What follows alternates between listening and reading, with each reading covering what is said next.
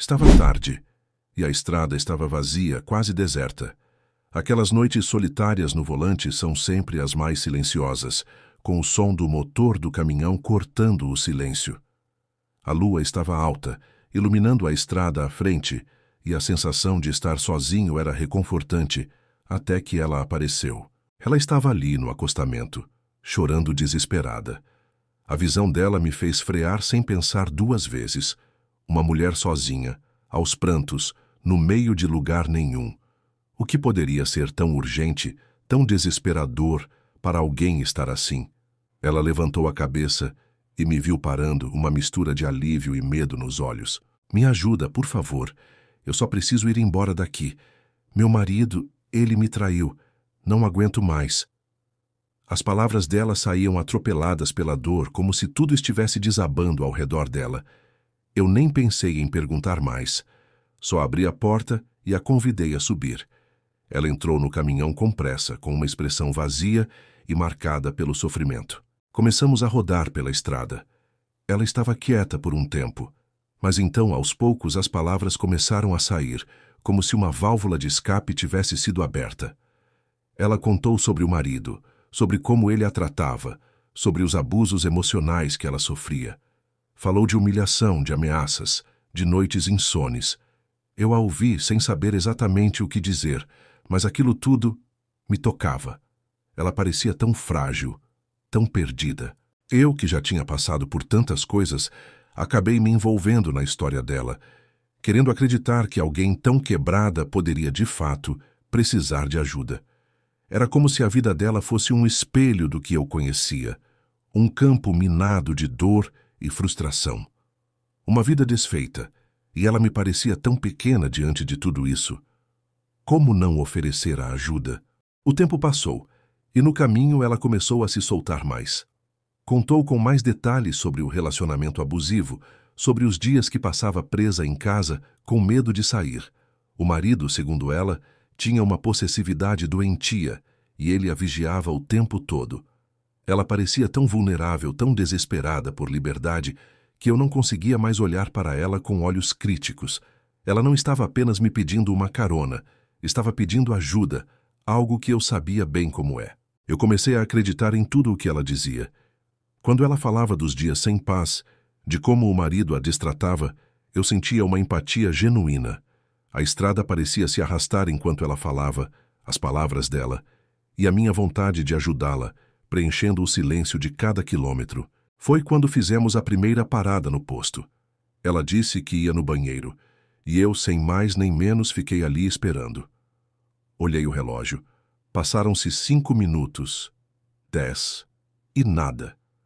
Eu sabia que o tempo para esses casos nunca é contado, mas algo me parecia errado. Mais de 20 minutos depois ela apareceu.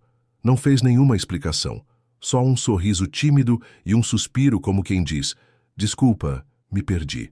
Fingi que não percebi.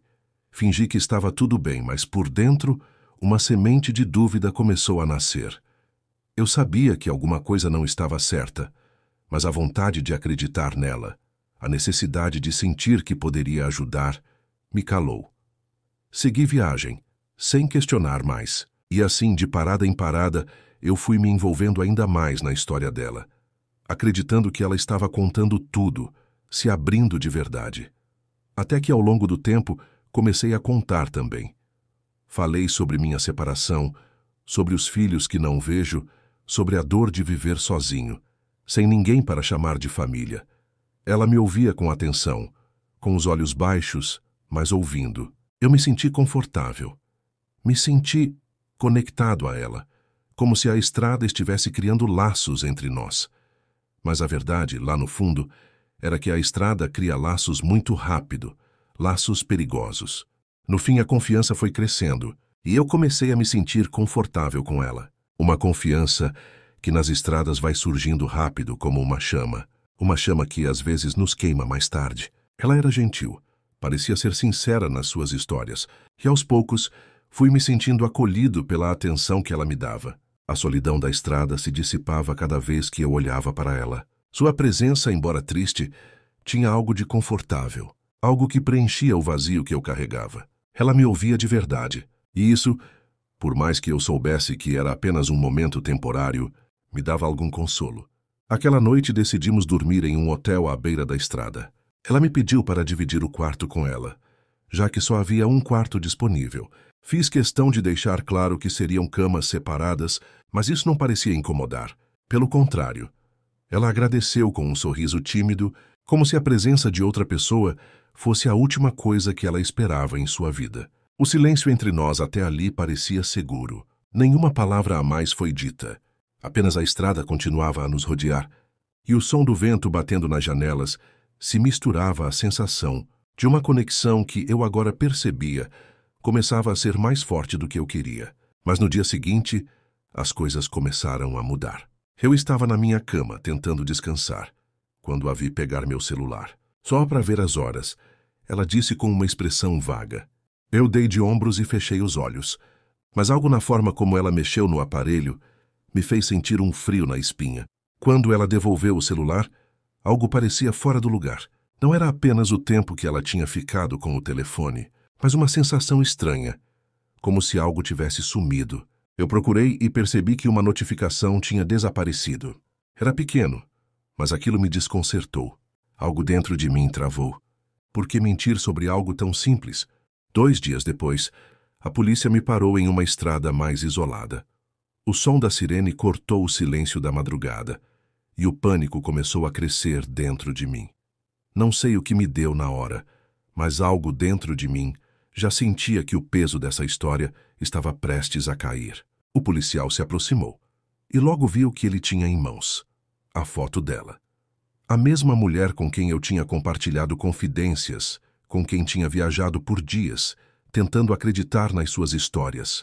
Você conhece essa mulher? O policial perguntou a voz grave e firme. Eu não soube o que responder de imediato. As palavras ficaram presas na minha garganta e o suor gelou minha pele. Ela estava ali, com a foto em mãos, procurada por estelionato e tentativa de homicídio.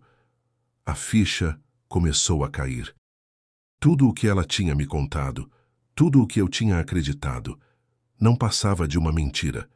Ela não era a mulher fragilizada que dizia ser. Ela era uma criminosa.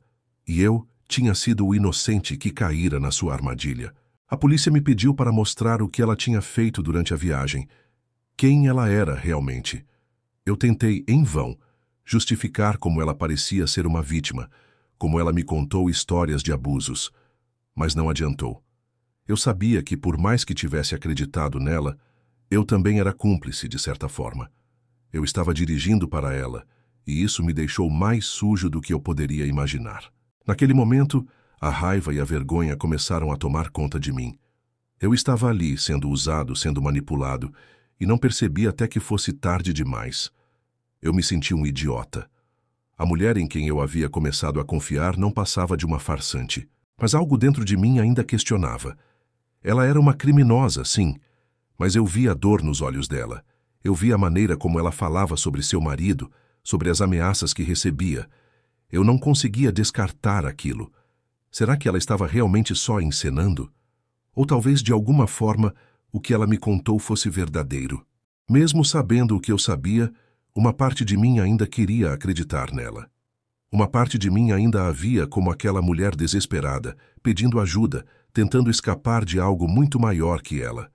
Talvez fosse a dor da solidão, talvez fosse a minha própria falta de confiança nos outros, mas eu não conseguia simplesmente apagar tudo o que ela tinha me contado. Eu sabia que ela tinha mentido, que eu havia sido usado, mas ainda assim, o sentimento de compaixão não desapareceu de imediato. A polícia levou o celular dela, as fotos, as evidências que ela tinha sido procurada por crimes bem mais sérios. Eles me explicaram que ela tinha fugido de várias cidades, deixando um rastro de mentiras, fraudes e vítimas. Mas mesmo assim, eu me perguntei, ela realmente se encaixava nessa imagem? Aquela mulher que sentava ao meu lado, com os olhos baixos, parecia genuína. Ela parecia estar sofrendo de algo mais profundo do que uma simples mentira. Como eu podia ter sido tão cego? Quando ela foi levada, as algemas brilhando sob as luzes da viatura, ela me olhou pela última vez. Não disse nada, não chorou, não pediu desculpas. Ela apenas me olhou, seus olhos fixos nos meus, como se quisesse me dizer algo sem palavras. Como se a única coisa que ela tivesse a dizer fosse: "Você quis confiar, eu só aceitei a carona." Eu não sabia se deveria sentir raiva, alívio ou vergonha. O que eu sabia é que tudo aquilo não fazia mais sentido. Eu tinha sido parte de um jogo que nem imaginava. Ela não me tinha usado só como fuga. Ela me tinha usado para criar uma história, uma mentira. E eu, tolo, caí. A última imagem que eu tenho dela é de dentro da viatura olhando para mim sem piscar. Não houve um pedido de ajuda. Não houve um pedido de perdão. Apenas aquele olhar fixo, desprovido de qualquer emoção. Foi ali que eu entendi o verdadeiro significado da confiança. Aquela noite, depois que a viatura desapareceu no horizonte, eu fiquei ali, parado, no meio da estrada, sem saber o que fazer da minha vida. A polêmica, o peso das mentiras, a sensação de ter sido usado, tudo se misturava dentro de mim. Eu pensei nas histórias que ela me contou, nas lágrimas nos olhos dela e me senti um bobo. Mas, por outro lado, a dúvida não saía da minha mente. Era verdade que ela tinha me manipulado, mas será que também não havia algo de verdade na dor que ela mostrava? Será que ela estava apenas tentando escapar de algo que nem eu, nem ninguém conseguiria entender? Mas o fato é que, naquele momento, eu sabia que não havia mais como voltar atrás. A estrada, que antes parecia ser um simples caminho para o destino, agora era uma lembrança amarga. Ela me trouxe uma lição que nenhum quilômetro percorrido poderia apagar. Confiar nas pessoas, em especial naquelas que parecem mais frágeis, pode ser um erro fatal. Ela não era a vítima, não era a mulher desesperada que eu imaginei. Ela sabia exatamente o que estava fazendo. E eu fui o idiota que acreditou. O caminhão agora parecia mais pesado, e a estrada, que antes era familiar, parecia mais um labirinto. Eu sabia que não podia continuar pensando nela, mas a memória do olhar dela, da maneira como ela me olhou pela última vez, não saía da minha mente. Eu acelerei o caminhão e continuei na estrada. A carona que dei para a confiança me levou até aquele ponto, e eu sabia que, de agora em diante, seria mais cauteloso com cada parada, com cada pessoa que pedisse ajuda, com cada história que me fosse contada. Ela me usou, sim, mas o que me assustava mais era o fato de eu ter sido tão fácil de enganar. A estrada agora era diferente, e eu, um pouco mais sábio, mas também mais cínico.